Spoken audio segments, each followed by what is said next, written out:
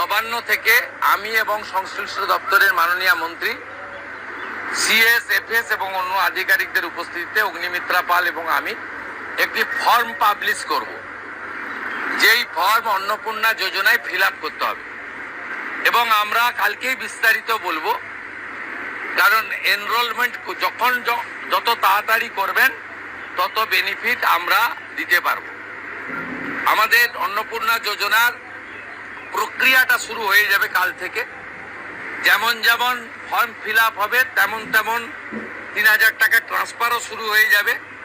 আর যতক্ষণ না ৩,০০০ টাকা ট্রান্সফার হচ্ছে, স্বাস্থ্যসাথী যেমন কন্টিনিউ রাখা হয়েছে আয়ুষ্মান ভারত কনভার্ট না হওয়া পর্যন্ত, এখানে আপনার লক্ষ্মী ভাণ্ডারকেও কন্টিনিউ করা হবে। বিস্তারিত কালকে আপনারা জানতে পারবেন। ফর্মের কপিও আপনারা কালকে পাবেন। অফলাইন অনলাইন অবশ্যই থাকবে, শুধু পাবলিকের উপরে ছেড়ে দেওয়া হবে না।